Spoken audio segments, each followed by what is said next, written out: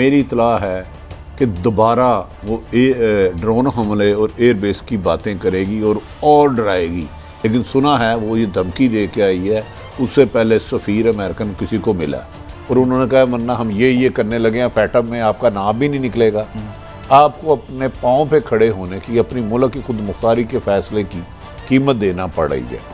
वो पाकिस्तान पे डंडा लेके आ रहे हैं कि ना तो तुमने इसको तस्लीम करना है और ना तुमने निगोशिएशन करनी है किसी के साथ। They want them to live in isolation. तो पाकिस्तान पे वो दबाव लेके आ रही है। वो जो हम कह रहे हैं पता नहीं दबाव तो डाला हुआ यार, कदों साढ़े दबाव नहीं सी। अमेरिका के डिप्टी सेक्रेटरी ऑफ स्टेट जो हैं वेंडी शर्मन हिंदुस्तान से 3 दिन गुजारने के बाद पाकिस्तान पहुंच रही हैं, जहां एक दिन अमेरिकी डेलीगेशन रहेगा और अफगानिस्तान के हवाले से बात करेगा। दूसरी तरफ अमेरिकी ज़राए से हमें पता चलता है कि अमेरिकी 4 इशूज़ पे पाकिस्तान से अफगानिस्तान के हवाले बात करना चाह रहे हैं। एक चीज़ ये कि अफगानिस्तान को ग़ालिबन रिकग्नाइज ना करने पर जोर दे रहे हैं, अफगानिस्तान को सैंक्शन लगाने पे भी जोर दे रहे हैं, अफगानिस्तान के अंदर एक्सेस भी मांग रहे हैं और पाकिस्तान के साथ काउंटर टेररिज्म पे कोऑपरेशन। ये 4 चीज़ों का एजेंडा जो है वो ज़राए इब्लाग से हमें पता चलता है। सबसे बड़ा जो कैपिटलिस्ट मुल्क है उसकी वजीर खारजा क्या कर रहे हैं? डिप्टी वजीर कौन सा कैपिटलिस्ट मुल्क? घर बैठ के तो आप पैसे लोगों को देते रहे। अच्छा ये बताए वो बताए ना, वो कैपिटलिज्म रह गया वहाँ पे। तो भट्टी साहब क्या करने आ रही है? देखें, उन्होंने पाकिस्तान ने एब्सोल्युटली नॉट कहा, उसकी वजह से हमें सख्तियाँ बर्दाश्त करनी पड़ी। उन्होंने रशिया को अप्रोच किया नहीं किया। मेरी इतला है कि दोबारा वो ड्रोन हमले और एयरबेस की बातें करेगी और डराएगी। लेकिन इस सिलसिले में जो अच्छी बात है, सिविल और मिलिट्री इस्टेब्लिशमेंट इस बात पर मुतफिक है कि हमने अपने किए हुए फ़ैसले वापस नहीं लेने, अपने मुल्की मुफाद में करने हैं। लेकिन सुना है वो ये धमकी दे के आई है, उससे पहले सफ़ीर अमेरिकन किसी को मिला और उन्होंने कहा वरना हम ये करने लगे हैं, फैटम में आपका नाम भी नहीं निकलेगा। आपको अपने पाँव पे खड़े होने की, अपनी मुल्क की खुद मुख्तारी के फ़ैसले की कीमत देना पड़ रही है। मेरी तो इत्तला आ रही है चंद दिनों में। और सर आपके पास क्या इत्तला है? वो क्या खबर क्या लेके आ रही है? मेरी तो यही इत्तला है कि वो डू मोर के है काम जो हम समझते हैं। जो एब्सोल्यूट नॉट वाला तो मुझे कोई किस्सा नज़र नहीं आ रहा। सबसे पहले तो नेगेटिविटी यही है कि why she is coming from India. Reason is very simple, वो इसलिए इंडिया से आ रही है, पहले मामा थी इकट्ठी हो गई हैं इंडिया और वो इंडियन पॉइंट ऑफ व्यू के साथ आ रही है। ये पॉइंट समझने वाला, she is coming from India, पहली बात। दूसरी बात है कि पाकिस्तान की असेसमेंट ये थी कि हम जो तालिबान के साथ जो एक मुल्क में चेंज आई है, तो पाकिस्तान क्योंकि हम शायद दुनिया हमसे मिलके इस मसले को हल करेगी। वो पाकिस्तान पे डंडा लेके आ रहे हैं कि ना तो तुमने इसको तस्लीम करना है और ना तुमने निगोशिएशन करनी है किसी के साथ। They want them to live in isolation. तो पाकिस्तान पे वो दबाव लेके आ रही है। वो जो हम कह रहे हैं पता नहीं दबाव तो डाला हुआ यार, कदों साढ़े दबाव नहीं सी। बट सबको वो ऐसा वक्त बताएं जब हम पे दबाव नहीं था। नहीं दबाव तो जब आपने IMF पे रहना, फिर सुन लेना मेरी बात। जब आपको पता हो आप पाकिस्तान चला रहे हैं, 173 का डॉलर है और आम शाम बंदा कह रहा है 180 पे 1 महीने में जा रहा है, तो आपके सामने जब अमेरिकन गोरा आके बैठेगा, IMF आपको नजर नहीं आएगा, FATF अगर 2-3 सजाएं खत्म हो जाएं और जमानतें हो जाए तो दबाव में कुछ कमी आ जाएगी। तो प्रोटोकॉल वैसे तो आप बड़े बांधते हैं, प्रोटोकॉल देखते हैं कि आपने क्या उसको देना है। शहाना प्रोटोकॉल नहीं जी, प्रोटोकॉल भी हम देंगे, हम तो जाहिर है उन्हीं के माशाल्लाह करते रहे हैं। लेकिन मलिक साहब ये बताएं कि ये जो अमेरिका इंडिया में जो गंद पड़ा है बहुत ज़्यादा, इसमें पाकिस्तानी एस्टेब्लिशमेंट को उसमें भी तो हाथ नहीं है कहीं? नहीं काजी साहब आप सारा कुछ हमने हमारी कई एजेंसियों ने जाके मोदी को तो वही प्लांट कर दिया। मैं एक बड़ा पर्सनल कमेंट करना चाह रहा हूँ। मुझे ये समझ आई, मैं दुनिया का शहरी तो हूँ ना जो भी, मुझे लगा कि दुनिया जो अभी तक पैसे के साथ घूम रही है, मोहब्बत कहीं नहीं, इंसानियत कहीं नहीं की। हमारा जितनी भी स्टेट्स हैं ये सारी अपनी मुफाद और अपनी ताकत के लिए काम करते हैं। इंडिया का जो फेस है जो भी हमने डिस्कस किया, वो अमेरिका को, यूरोप को, वेस्ट को कभी नजर नहीं आया। कश्मीर का कभी जिक्र नहीं यार। इंडिया असद उमर इस्लामोफोबिया का है। आप मुझे बताएं सऊदी अरब को जो इस्लामी मामले का, उन्हें पाकिस्तान याद है? वो कर दे मदद। अच्छा असद उमर साहब का एक मैंने आपको सुनाया जी, क्या वो चीन के बारे में कह रहे हैं?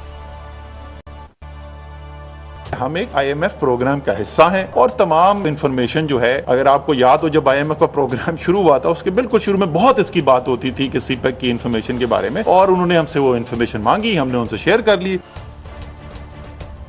ये तो IMF से प्रोग्राम से निकलना चाहते थे भट्टी साहब एक जमाने में। ये तो कह रहे थे CPEC की इंफॉर्मेशन सीक्रेट है, वो किसी भी कीमत पे मुल्की मफाद में नहीं है। अब अचानक मफाद क्यों चेंज हो गया? सर ये कोई छोटी सी बात है, आपका एक मुल्क से एग्रीमेंट हुआ है, आपने वो सारा डाटा अमेरिकन को दे दी, आप IMF को सॉरी दे दिया, आपके वजीर खारजा मान के पीछे कोई गेम है? नहीं गेम नहीं है भट्टी साहब। असल में जो कल आपने कहा था ना, वो उसी बात को मैं दोबारा दोहरा देता हूँ। आपने कहा था कि जब सारी कंपनियां और सारा माल उधर निकलता है आपकी इशराफिया का, तो फिर ये आप मुल्की मफाद के हक़ में फ़ैसले करेंगे या फिर अपनी कंपनियों के हक़ में फ़ैसले करेंगे? बस मैं बाई एंड लार्ज किसी एक बंदे के हवाले से नहीं कह रहा। काजी साहब, मुझे लग रहा है दुनिया बदलने जा रही है, कोई ना कोई बड़े दुनिया तो काम बदल रही है, शुरू हो रहे हैं। नहीं, कोई सुपर पावर टकराव आगे होगा। नहीं, टकराव तो होगा, मगर सवाल ये है कि हम क्या अपने मफाद में कोई काम कर सकेंगे?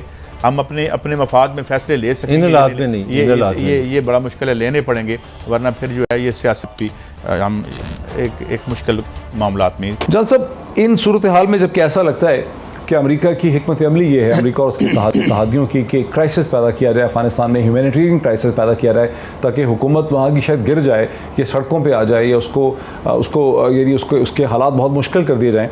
जो वेंडी चेम्बरलिन यहाँ पर, वेंडी शर्मन साहिबा आ रही हैं यूएस डिप्टी सेक्रेटरी चंद घंटे में, आपको क्या समझ क्या डिमांड्स होंगी अमेरिका की?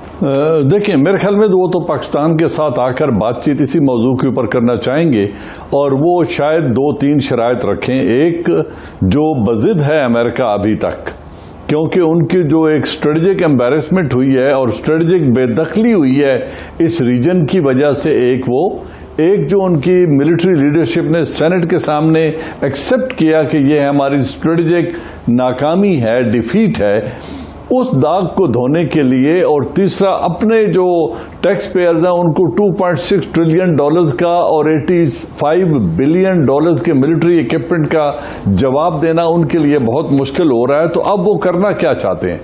पहले उन्होंने एक डेलिब्रेट कैओस क्रिएट करने की कोशिश की।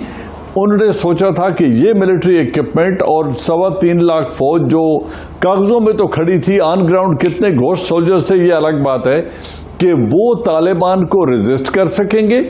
जब उन्होंने भी रेजिस्ट नहीं किया और वॉरलॉर्ड्स जो तालिबान के अगेंस्ट थे उन्होंने भी सबमिट कर लिया, तस्लीम कर लिया, और तालिबान बड़े स्मूथ तरीके से काबुल तक पहुंच गए, तो ये बड़ी स्ट्रेटजिक एम्बेरसमेंट थी अमेरिका के लिए। अब उस चीज को अनडू करने के लिए वो मुआशी तौर पर, एक तो वो ताकत के जरिए, जो अभी आपने सवाल किया ना कि वो क्या आ रही है, वो ताकत के जरिए अपनी स्ट्रेटजिक रेलेवेंस दोबारा तलाश करना चाहते हैं कि हम इस रीजन में आकर दोबारा बैठ सकें, क्योंकि अभी तक रूस, चीन, तुर्कमेनिस्तान, ईरान, उज़्बेकिस्तान और पाकिस्तान में उनके लिए अभी तक कोई बैठने की जगह नहीं है।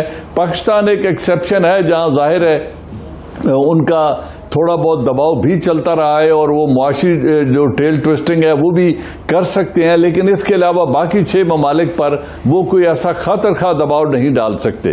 तो एक तो वो डिमांड करने आ रहे हैं कि उस स्ट्रेटजिक रेलेवेंस में पाकिस्तान क्या रोल अदा करना चाहता है, और उसके लिए जो पहला टेस्ट होगा वो होगा एयर स्पेस की डिमांड, कि आप हमें एयर स्पेस को इस्तेमाल करने की इजाज़त दे दें अगर अफगानिस्तान के अंदर हालात दोबारा ख़राब होते हैं, जिन्हें वो खुद डिलिबरेटली करना चाह रहे हैं, तो हमें वहां पे एरियल स्ट्राइक्स के लिए, वहां पे मिलिट्री ऑपरेशन के लिए, ओवर द होराइजन ऑपरेशन के लिए हमें ये जगह मिल जाए। और तीसरा वो कहेंगे कि आप रिकग्निशन में उजलत न करें। ये कैरेट एंड स्टिक का एक बंडल वो लेकर आएंगी और वो ये डिमांड करने आएंगी कि एक आप उजलत ना करें, एक आप अपने बॉर्डर्स को महफूज बना दें, तीसरी बात एयर स्पेस के इस्तेमाल की हमें इजाज़त दे दें, और स्ट्रेटजिक रेलेवेंस के लिए हमें पाकिस्तान के अंदर अगर कुछ बेसिस मिल जाएं, मेरे साथ रहें, जान साहब मेरे साथ रहिए, कर सकें एनवायरमेंट को।